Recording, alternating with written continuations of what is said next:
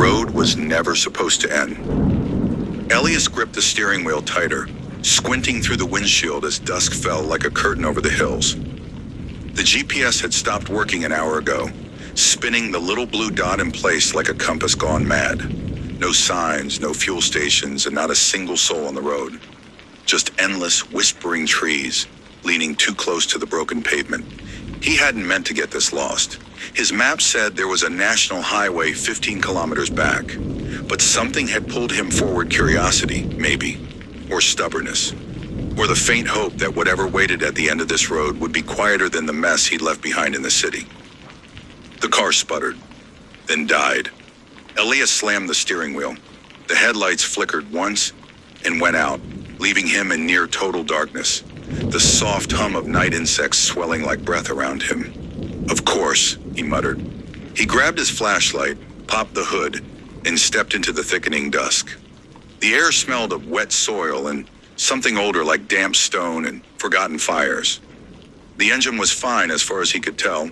No leaking fluid, no warning lights. It simply stopped. Something crunched behind him. He turned. Nothing. No wind, no animals, just trees. Staring. Then from the corner of his eye, a flicker of movement. A dim orange glow winding its way between the trees.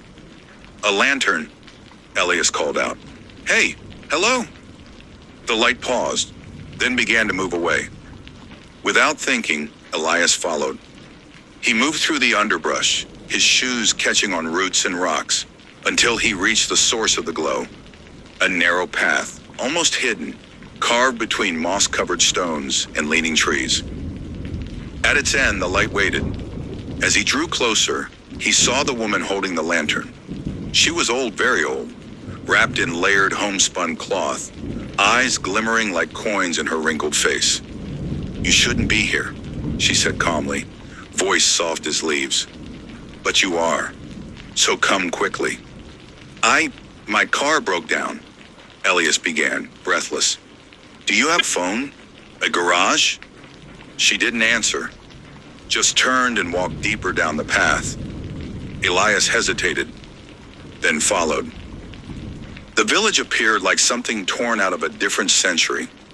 Wooden houses with thatched roofs huddled along the narrow path. No street lamps, no electric poles. Just warm lanterns glowing in windows and faint trails of smoke curling into the sky from chimneys.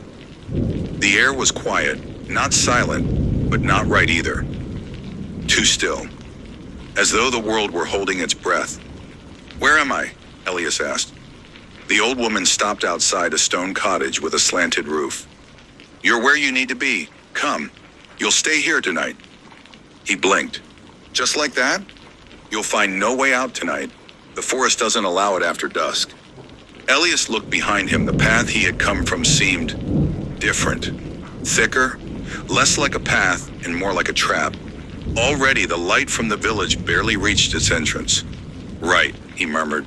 Guess I don't have a choice. Inside, the cottage smelled of rosemary and smoke. A fire crackled gently in the hearth. The old woman poured tea, bitter, black, fragrant with strange herbs, and handed it to him. My name is Latha, she said. Elias. Rest tonight, Elias. There is food in the cupboard, water in the pitcher. Do not leave this house after midnight. Why not? She didn't blink. There is a funeral tonight. It is not for strangers. Elias woke sometime later with a taste of metal in his mouth. The fire was out, the house dark. Then he heard its soft, rhythmic footfalls outside, the creak of wooden wheels, low chanting, a sound like many feet brushing dust. The air shifted, thick with incense and ash. Drawn by instinct, he went to the window. He wished he hadn't. A procession moved down the main path, lit only by the flickering light of dozens of candles. Figures dressed in white robes walked silently in pairs, carrying something between them on a long black bier. A body, wrapped in white cloth, face veiled in black. Behind the bier, a tall figure walked alone, their mouth moving in steady rhythm, whispering something Elias couldn't hear. Then the chant shifted. Dozens of voices said together, "Bury the body, bury the soul. Let the dead not wander whole." The chill that crawled up Elias's spine was instant. Something in those words felt wrong, not just unsettling, but true. The procession turned down a path into the woods and was swallowed by the night. Elias turned from the window and froze, because standing across the room in the reflection of the glass cabinet door was a girl. Pale, thin, eyes wide. She was smiling directly at him. He spun around. No one there. When he turned back, the reflection was gone. Elias didn't sleep the rest of the night. Every time he closed his eyes, he saw that face. The girl in the cabinet reflection. Her mouth too wide, her eyes too empty. The way she'd stared not at him, but through him like she already knew he didn't belong here. Like she'd been waiting for him. He waited until morning light pooled beneath the curtain, soft and gray, before leaving the cottage. The village looked different by day, almost quaint. Chickens clucked between houses, smoke curled from clay chimneys. Villagers moved with purpose, sweeping doorsteps and carrying bundles of firewood. It looked so normal, too normal. Letha was gone. No note, no sound. Just the faint scent of her tea still lingering in the kitchen, and the unease curling tighter in Elias's stomach. He walked into the heart of the village, nodding politely to a few villagers. Most didn't respond. Those who did offered small, uneasy smiles. And then he saw her, the girl from the cabinet. Oh, she was standing outside a well, drawing water in a wooden bucket. Her long black braid swayed as she turned, and she looked straight at him. She was smiling, alive, laughing, even with another child beside her. The other girl tugged her hand, said something in a dialect Elias didn't know. The girl from the cabinet giggled and nodded. Elias stopped cold. He had seen her in that funeral procession, wrapped in white, face veiled in black. He was certain. And now she was here, barefoot in the dirt, breathing, laughing. He approached one of the villagers, a stooped man sweeping his porch with a broom made of sticks. "Excuse me," Elias said. "That girl, the one by the well, she was in the funeral last night, wasn't she?" The man's eyes didn't meet his sweeping slowed. "You saw?" "I watched from the window," Elias replied. "You were all carrying a body. It was her, wasn't it?" Now the man looked at him. His eyes were dry and gray and strangely empty. "That was the first burial." "First?" He nodded slowly. "We bury the body, then the soul. Only then does it rest."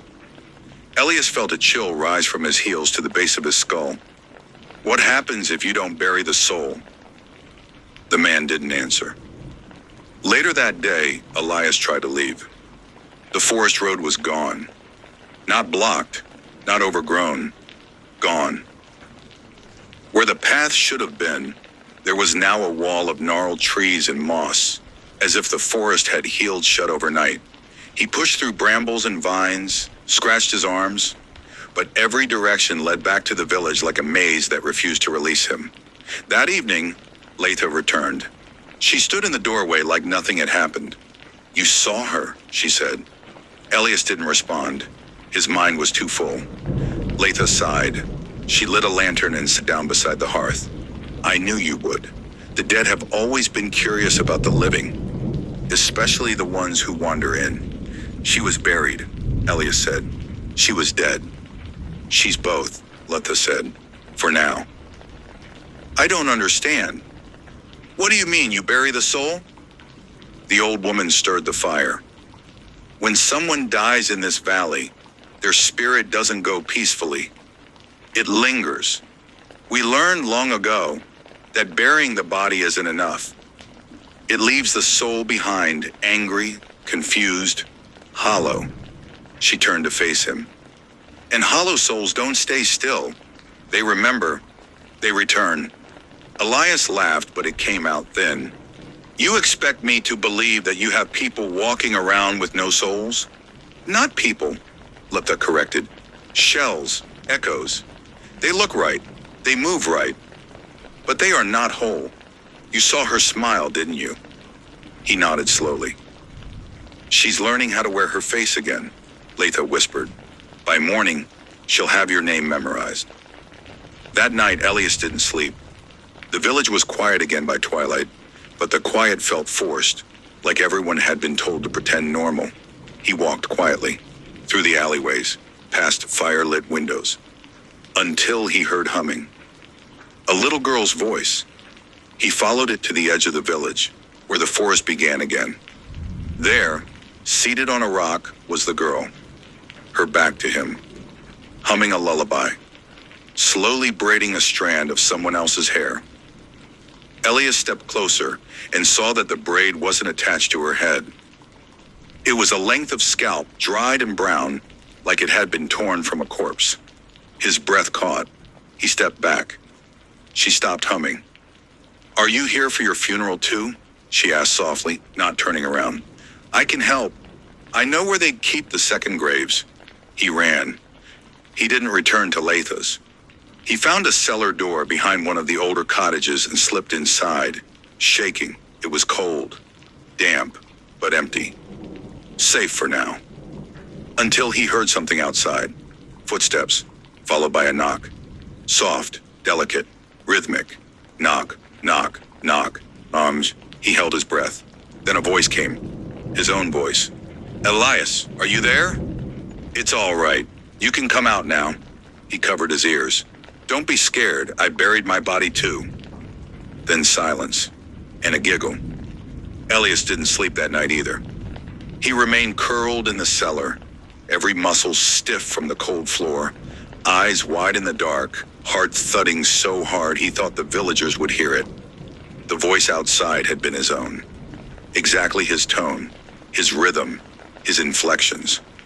Every word was right but empty, like someone had studied him carefully and was practicing. When morning finally came, light leaked through the thin cracks in the cellar door. Elias climbed out, filthy, exhausted, trembling. The village was awake, yet nothing felt alive. He passed by the girl again. She didn't blink when their eyes met. This time she was humming something else. Her lips moved, but the melody was wrong, jerky, out of sync, as if she were trying to remember how music worked. Elias ducked into the woods. He couldn't look at her anymore. He needed answers. If he couldn't leave, he'd find the graves, the second ones. He remembered what she'd said. I know where they keep the second graves. That meant there had to be a place, a hidden part of the forest maybe, or some kind of underground chamber. He followed the trail from the night of the funeral, deeper into the forest, past leaning stones and warped tree roots. After an hour of walking, he found it. A clearing of dirt mounds, each perfectly round, smooth and sealed with dark stones. No names, no markings, no crosses. Just silence. Then a sound, scratching, coming from beneath the soil.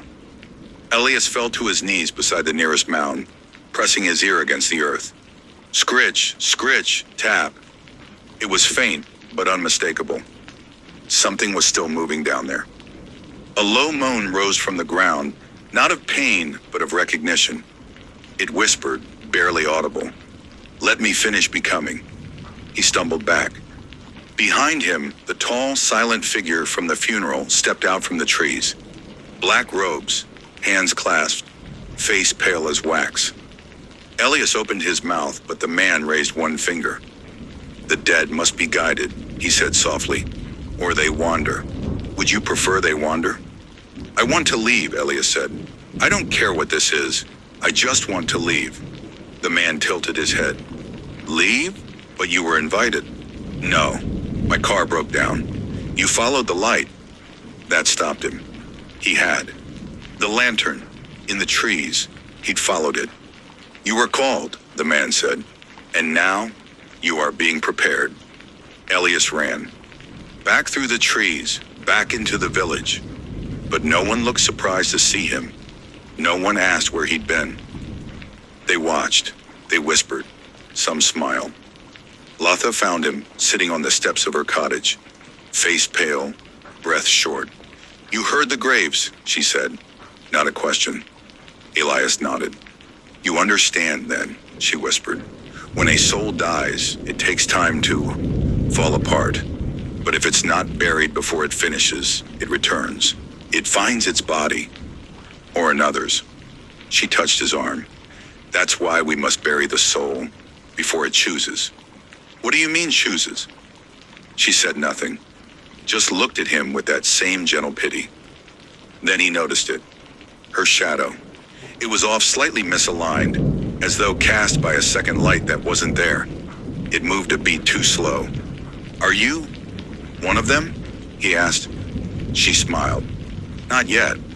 That evening, the girl came to him. She stood in his doorway, barefoot, arms at her sides, head slightly tilted. I like your voice, she said. It's almost mine now. Elias stepped back. You can't have it, he said. I already do, she replied. And in that moment, her face changed, only slightly, but enough. Her nose just like his, her mouth beginning to mimic his speech. Even the way she blinked matched him. You shouldn't have followed the light, she whispered in his voice. That night, Elias searched the village. He didn't care who saw him. He tore through barns, storage sheds, anything, looking for a tool, a map, a passage. And then, in one of the oldest huts, a trapdoor. He forced it open. Below, a stone tunnel lit by torches. Ancient symbols carved into the walls. The scent of mold, iron, and salt. Lots of it, piled in corners, etched in circles. At the end of the corridor, a room. Inside were rows of mirrors, tall and framed in dark wood, leaning against the walls. And in each mirror, a different version of him. Some screaming, some smiling. One staring expressionless, but with eyes full of hate. He reached toward one mirror, and his reflection didn't move. You followed the light, it said. Now your body must be emptied. He stumbled back. Behind him, Latha's voice echoed through the tunnel. You've gone too far. He turned to see her at the end of the corridor, holding a bowl of ash and herbs. You weren't supposed to see this, she said. But perhaps you were meant to become it. Become what? He breathed. She looked at him, and for a moment, her eyes were completely hollow. Just sockets, black and bottomless.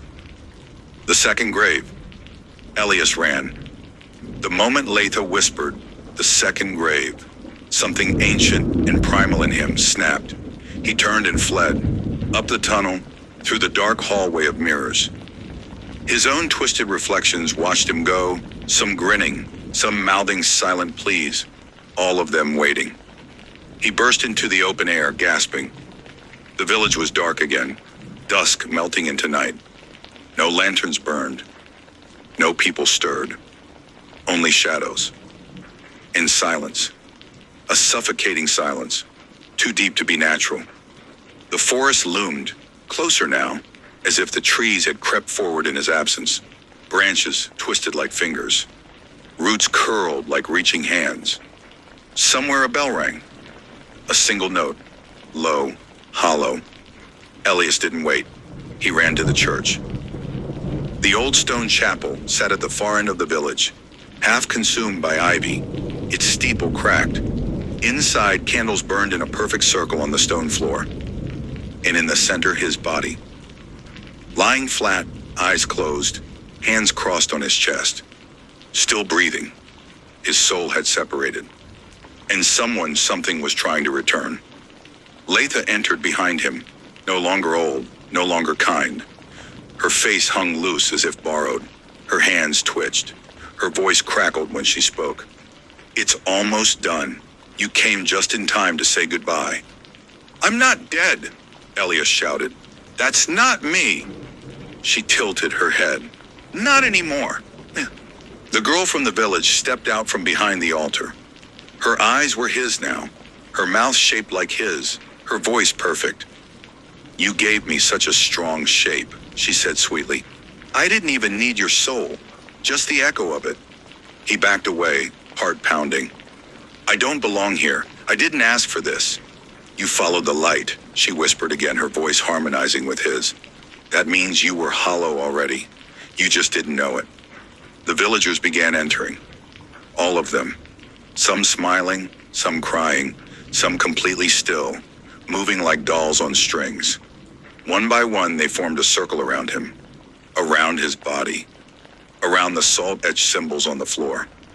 The tall, black-robed figure from the first procession stepped forward and spoke in a tongue Elias didn't understand, a series of guttural syllables and breathy vowels. Latha handed him a bowl of ash and herbs, and then she turned to Elias. This is your final choice. Reclaim your soul and bury it yourself, or let the empty shape take it. What happens if I take it back? Elias asked. Her smile was a grim slash. Then you must bury what's left, and that is not a peaceful thing. The girl walked toward him, no longer hiding the rot beneath her skin.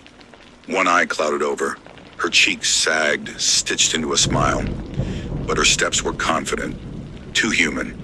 She looked at Elias's body on the floor, then back at him. You weren't using it anyway. Elias lunged. He knocked her back, breaking the circle of candles. The villagers screamed or mimicked the sound of screaming, their mouths open too wide, their voices delayed by seconds. Salt scattered, symbols smeared. His body twitched, then opened its eyes. For a moment, he saw himself from the outside, cold, empty, yet watching him. The thing that had separated was still there, lingering, indecisive. Elias dropped to his knees beside it. He touched his own face warm, breathing, and whispered, "Come back." Pain shot through him. His vision split red and gold in screaming light. The chapel twisted, his thoughts fractured. One part of him was inside the body again, the other part screaming in the dark, resisting, pulling away. He saw the girl, her smile breaking. She screamed. Her form collapsed inward, skin peeling like wet paper, voice shifting into dozens at once. The villagers wailed. The chapel doors blew open, wind howled in, scattering candles.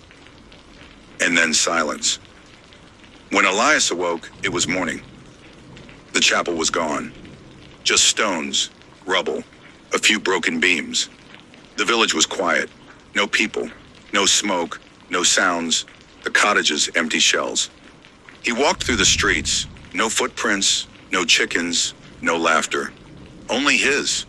At the edge of the forest, he found his car, intact, engine purring.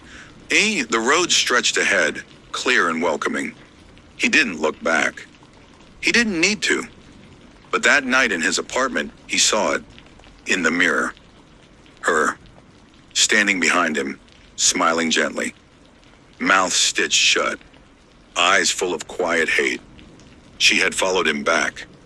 He had buried the soul, but he had left the body behind, and it remembered.